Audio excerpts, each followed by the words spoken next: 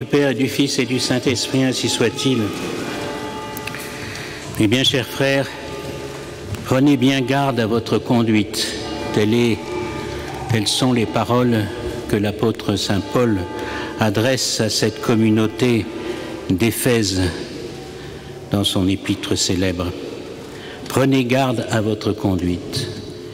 En effet, il ne suffit pas d'avoir la foi, il faut aussi mettre cette foi en pratique par nos œuvres. Et voyez, notre conduite est une manière de confesser notre foi envers les autres. Il ne suffit pas de parler même de choses très pieuses. Si on ne met pas cela en pratique, eh bien, cela ne sert à rien du tout. Combien de personnes ont été attirées à la foi, à l'Église, par l'exemple des chrétiens, pas forcément par uniquement leur prédication, mais par l'exemple d'une vie sainte. Et saint Paul nous dit que votre conduite ne soit pas celle des insensés, mais d'hommes sages.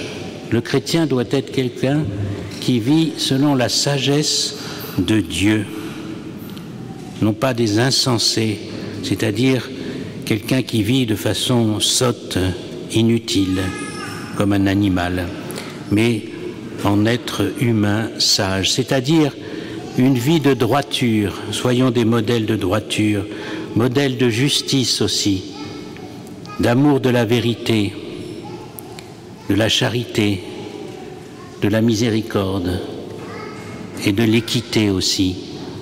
Savoir être juste, savoir rendre la justice, mais en même temps la rendre avec équité, avec équilibre. Oui, c'est à cela que l'on reconnaît le chrétien. Et saint Paul continue en disant que l'homme sage, le chrétien sage, est quelqu'un qui tire bon parti du temps présent. Oui, ne reportons pas au lendemain ce que nous pouvons faire aujourd'hui et ce que nous pouvons faire de bien, parce que, eh bien, le lendemain ne nous appartient pas. Tempus fugit.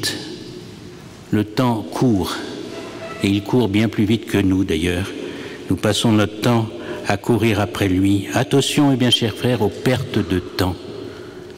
Il y a un temps pour tout. Il y a un temps pour soi, il y a un temps pour son corps, il y a un temps pour son âme, il y a un temps pour se reposer. Mais même dans ce temps de loisir, eh bien, il est souvent disproportionné par rapport à ce que nous avons besoin vraiment.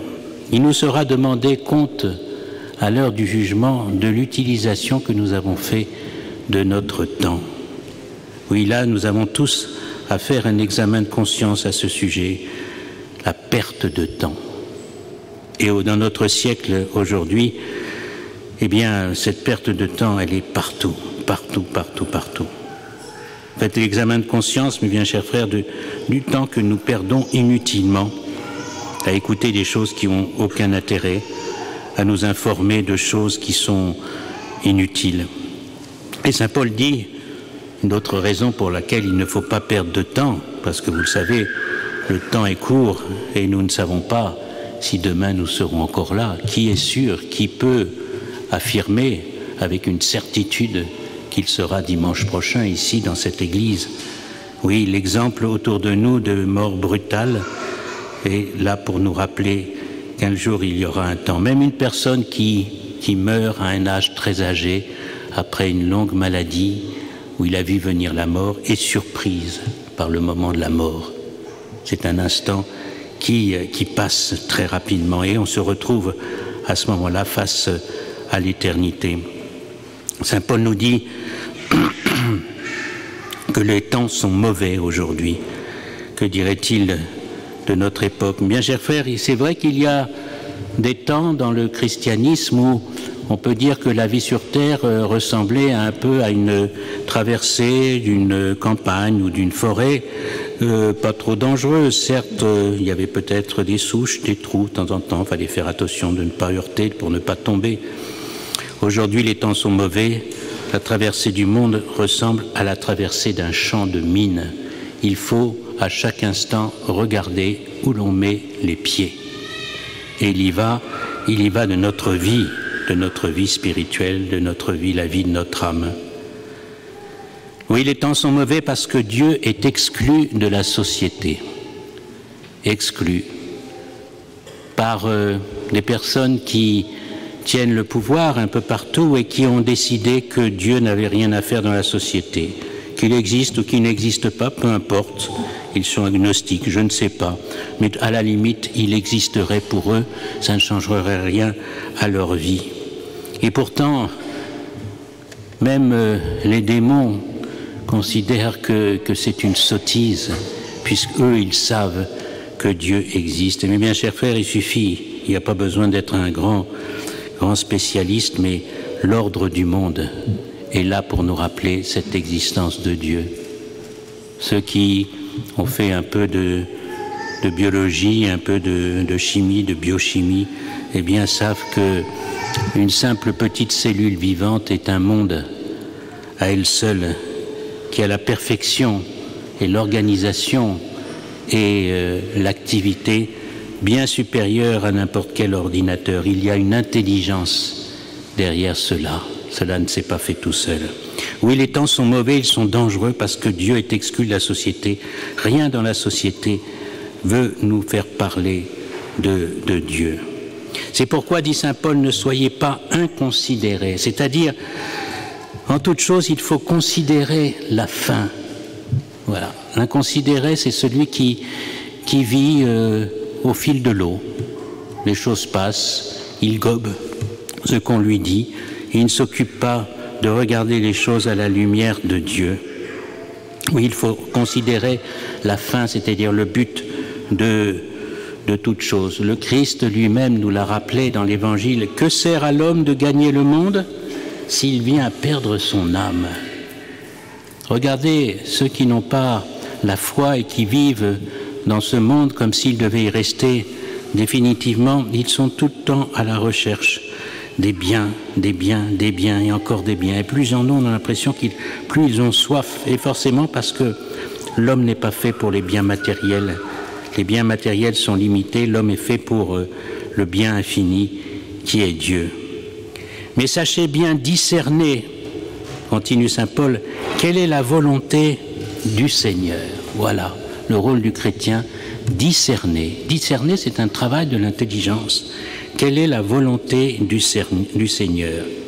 Ce n'est pas toujours facile, mais déjà, le respect de la loi naturelle nous indique ce que Dieu attend de nous. La connaissance des commandements de Dieu, la connaissance des commandements de l'Église, et puis aussi savoir demander conseil autour de nous. C'est un acte d'humilité, mais qui est bien nécessaire. Oui, savoir discerner et agir en fonction de ce que nous avons vu qui était droit et qui était vrai. Cela demande du courage, mais la grâce est là pour nous aider. Ne vous enivrez pas de vin, dit saint Paul, c'est la source de la débauche, de la luxure.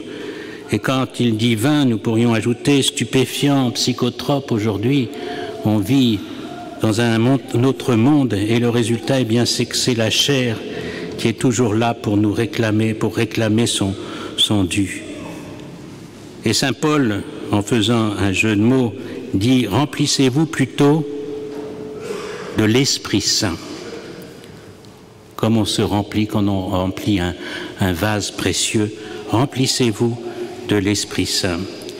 Il y a un rappel ici de la Pentecôte, souvenez-vous, les apôtres, c'était après l'ascension de notre Seigneur, un peu démunis, et ils se réunissent au Cénacle, et voilà que le Saint-Esprit vient en eux, la grâce, les vertus, la force du Saint-Esprit. Et alors, pleins de joie, ils se mettent à répandre la vérité jusqu'au temple de Jérusalem. Et saint Pierre est obligé de dire aux gens qui sont là, non, regardez ces hommes, les autres apôtres, ils ne sont pas saouls, mais ils sont remplis de l'Esprit Saint. L'Esprit Saint qui est un esprit qui, en se venant dans notre âme, eh bien, va apporter non la débauche ou la luxure, mais la chasteté, la modestie, l'amour de la virginité, mes bien chers frères. La charité, j'insiste beaucoup là-dessus, consiste aussi à nous rappeler les conséquences de nos fautes, spécialement quand nous faisons pécher d'autres personnes avec nous. Oui, nous avons cette responsabilité devant Dieu. Entretenez-vous les uns les autres avec des psaumes, des hymnes et des cantiques spirituels, c'est-à-dire parler de choses de Dieu. La bouche parle de l'abondance du cœur. Et aujourd'hui, c'est impressionnant de voir quel est le dérèglement du langage humain. Ce n'est que chose dévoyée. Les gros mots, les paroles impures, les histoires graveleuses, tout ça souille la bouche du chrétien. Eh bien, malheureusement, en plus de ça, il révèle ce qu'il y a dans notre cœur. Oui. Commencez, bien chers frères, commençons par éliminer toutes ces phrases qui sont non seulement vaines, mais qui en plus, eh bien, offensent la pureté. Et vous verrez que le combat, et combat qui est difficile aujourd'hui pour garder la chasteté, comme le demande la loi de Dieu, eh bien, est beaucoup plus facile. Beaucoup plus facile. Savoir se retirer des conversations qui ne sont pas dignes de Dieu. Il faut savoir élever le niveau de conversation entre nous. Il y a deux extrêmes, bien sûr. Il y a l'excès, celui qui ne parle que des choses de la religion à longueur de journée, ça devient lassant. Et à table, dans les conversations entre amis, il ramène toujours les choses sur ce sujet. Au bout d'un moment, tout le monde est exaspéré.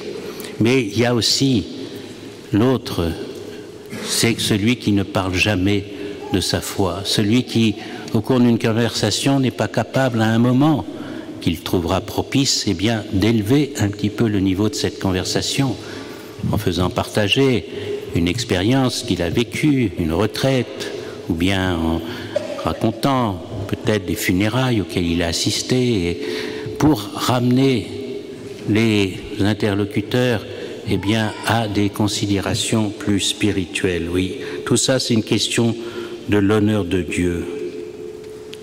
Mais pour ça, il faut être rempli de l'amour de Dieu et rempli de l'Esprit Saint. Rendez continuellement grâce pour toutes choses à Dieu. Continuellement, dit saint Paul. C'est-à-dire pas simplement quand les choses vont bien, mais aussi au moment des épreuves, au moment des difficultés. Parce que Dieu, eh bien, Dieu intervient aussi dans les épreuves qu'il permet. Et même quelquefois, bien chers frères, nous prions pour demander des choses à Dieu et ces choses ne semblent pas venir. Ou bien nous demandons des choses matérielles, ce qui est tout à fait possible si nous demandons dans la mesure où cela peut servir à notre épanouissement spirituel et à notre épanouissement, l'épanouissement de notre âme. Mais quelquefois nous demandons ces choses matérielles et elles ne viennent pas et nous sommes comme découragés. Dieu n'entend pas ma prière, qu'est-ce que j'ai fait? Même dans ces moments-là, Dieu nous exauce. Dieu exauce toujours une prière. S'il ne donne pas, c'est qu'il donne plus et autrement. On cite toujours l'exemple de cet homme qui voulait acheter une maison. Il avait trouvé la maison de ses rêves. Il pensait que là, il a sa famille, il pourrait s'y établir, donc il fait tout pour acheter cette maison et malheureusement, eh bien, cette maison, il n'arrive pas à l'obtenir. Le vendeur trouve un autre acheteur. Alors il est tout dépité, lui qui vivait droitement avec sa famille, il se disait ça aurait été l'idéal. Et finalement, il ne trouve qu'une petite maison au rabais, juste en face de la maison qu'il désirait. Donc tous les jours, il voit ce qu'il n'a pas obtenu. Et puis voilà qu'un jour, une grande inondation se fait dans la région et la maison qu'il avait désirée est emportée par les flots et le terrain est complètement souillé. Et alors il se dit, eh bien quand je demandais à Dieu, il savait cela et en fait il m'a protégé. Béni soit le Seigneur. Oui, savoir rendre continuellement grâce pour toutes choses à Dieu, même dans les épreuves. Et enfin saint Paul dit « Soyez soumis les uns aux autres dans la crainte du Christ ». Savoir reconnaître dans l'autorité qui nous gouverne, eh bien, l'autorité de Dieu. Même même si l'autorité est pécheresse. Non pas qu'il faille lui obéir dans le péché ou dans le mal. À cela, Dieu ne veut pas, cela Dieu ne le veut pas. Mais il y a quand même, chez ceux qui nous guident, une part d'autorité qui vient de Dieu. N'oubliez pas la parole de Jésus à Ponce Pilate. Tu n'aurais aucun pouvoir sur moi s'il ne venait de mon Père. Et donc Ponce Pilate, tout païen qu'il est, tout injuste envahisseur de la Palestine, eh bien, Jésus y voit un représentant de l'autorité de son Père. Ça doit nous faire réfléchir. Prions pour ceux qui nous dirigent. Luttons pour que le mal qu'ils veulent faire, eh bien, ne passe pas par nous. Mais respectons-les, car ils ont l'autorité de Dieu. Soyez soumis les uns aux autres dans la crainte du Christ. C'est ça qui fonde notre soumission aux autorités.